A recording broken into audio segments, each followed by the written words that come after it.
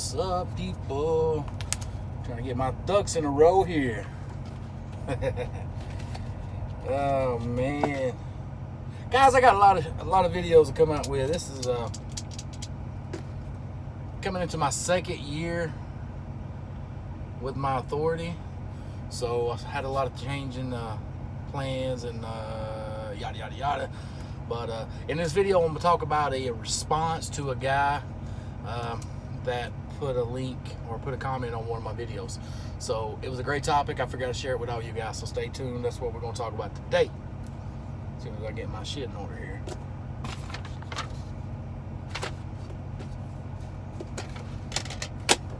All right, I think I'm ready. Here a few weeks ago, I had a subscriber. He was curious, so he commented on one of the videos. He said, "Hello, I'm looking for a truck. I'm new to the industry. Looking to be an owner-operator. Can you recommend a truck, a year and a model, an older truck or a newer truck? I also have good credit and a small down payment. Your 2 cents will be helpful. I like the channel a lot and lots of great information. Thanks." This is coming from Billy Joe. And Billy Joe, thank you, man. I appreciate you for watching and giving me a good video topic here. So we're going to dive right in. I'm going to share with you guys what I commented back and replied back to, and then we're going to dive a little deeper in being new to the industry and wanting to go full-fledged owner-operator, the hurdles you're going to jump through. And as I see it, just because I say it don't mean it's right. You know what I'm saying? I'm a trucker. I'm not a consultant, so be sure to double check and fact check anything I say. Let's see. My response was, being new to the industry, you'll find it hard to get financing. I would say get some experience and make sure you like the industry first. It would suck to get tied in and hate it. Next comes the companies that won't lease you because you have lack of experience. A year is a good bet for most companies to lease on your equipment. This is just my opinion, but I like the older pre-emission trucks. Well, excuse me, let me back that up.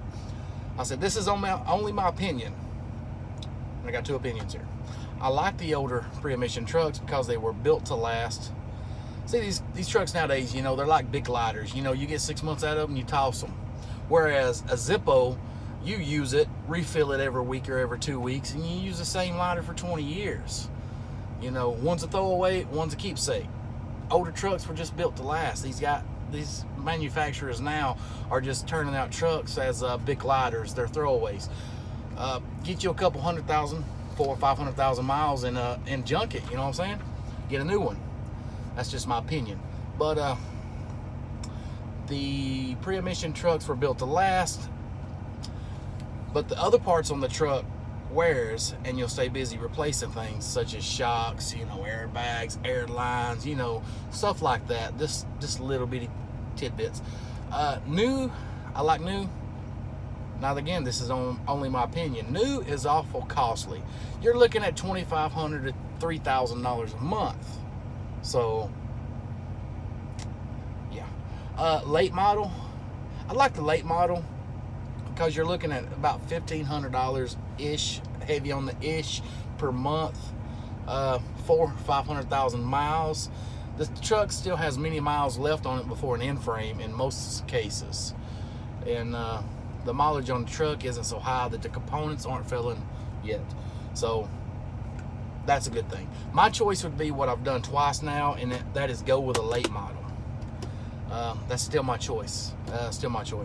So let's dive into this a little deeper and touch on this a little. Let's touch on it a little bit. First, we're going to talk about this. You're new to the industry.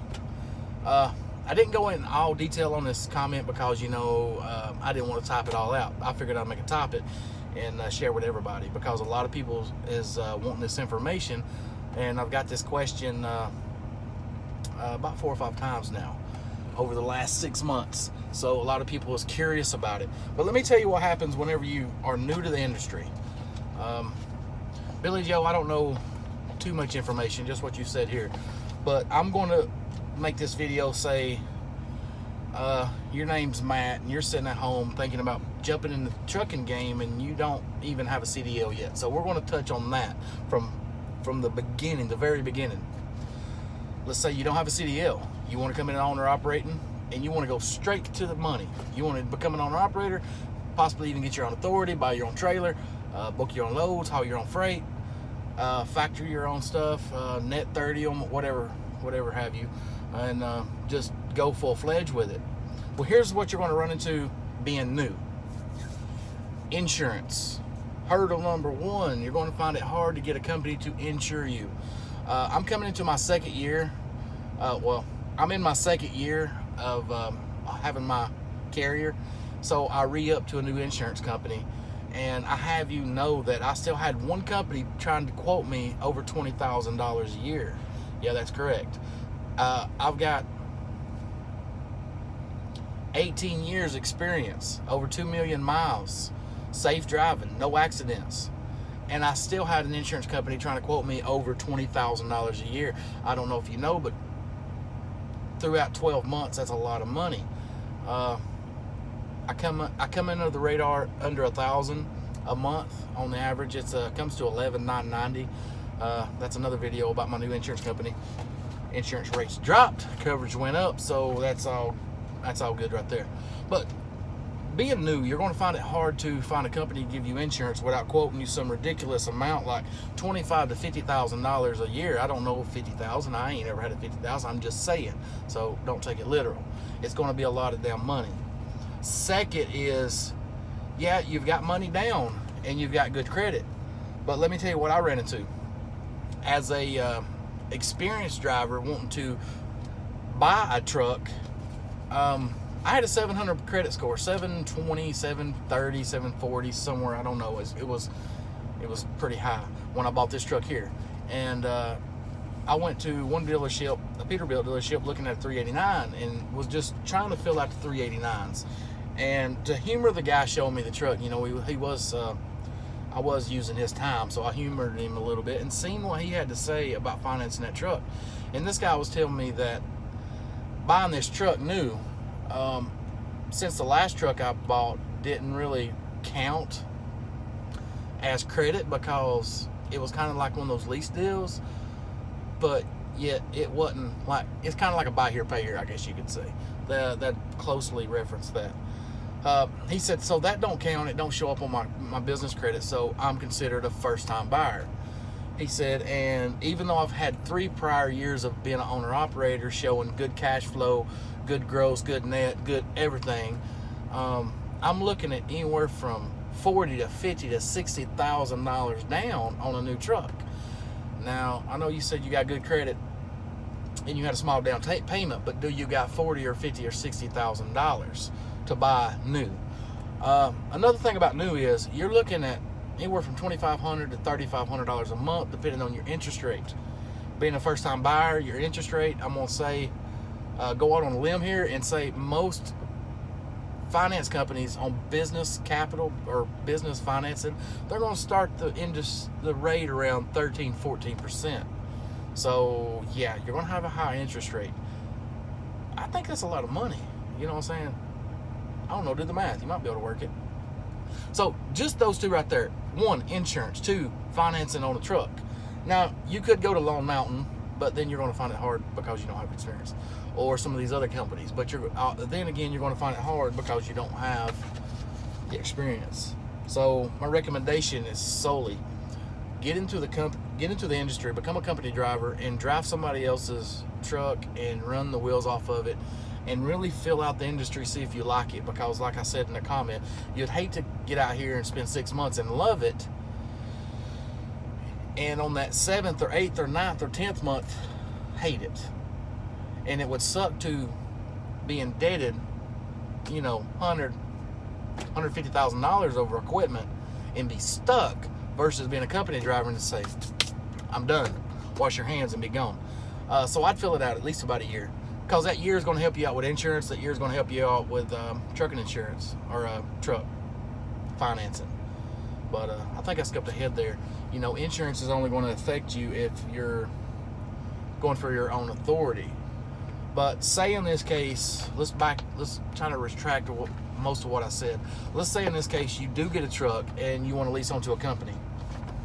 Now there's another obstacle, because you're going to find it hard to find a company to lease you on. Say Landstar, for example, they require 1 year. I don't know what a lot of mom and pops charge, or what are the smaller carrier authorities charge, but I'm going to say it's going to be on up there, because the smaller the carrier, the more strict the insurance is going to be. But if I was to lease some guys on, I need somebody with a minimum 2 years. And to keep the rates at decent, they need at least 2 years, preferably 5 and up, and clean MVR. There's just no way around it to get the best rates. So being new, you're going to find it hard. So remember that. Company driver, 1 year. Just test the field out, see if you like it.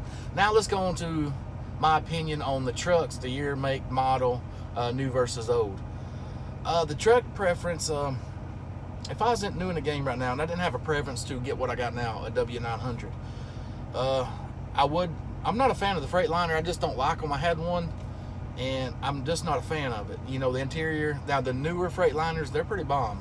But the, say the 2009 to 2016 or 17, you know, that era, I don't like the dash. It's kind of like looking at a Dodge truck dash versus a Chevrolet dash. It's just generic. I don't like it. I know it's a work truck. It don't matter at the end of the day if it makes money, but it's just my preference. But I tell you right now, you cannot beat a DD15. DD15 with an emission motor, you know, they're top of the line. They're way ahead of the field. Everybody I know has got a DD15, 700,000-800,000 miles. They have less blow by than people with Cummins with 300,000 or 400,000 miles. So that speaks volumes. It's a tough motor. Tough motor. I preach Cummins because I like Cummins. It's a preference, and I know how to keep them running. But really, a DD15 is a stronger motor coming from the factory. That is. So I don't prefer a Freightliner, but I would take one. Being new, you like Freightliners, get one. They're solid trucks. Just keep up with them. Volvo's a solid truck. Just like I said, you know, keep up with it. Take care of it, and it'll take care of you. Peterbilt, and just say a pack car. My own, like I said, it's still preference and it's still opinion. I don't have no supporting facts here, but my opinion is pack car holds up longer than the others.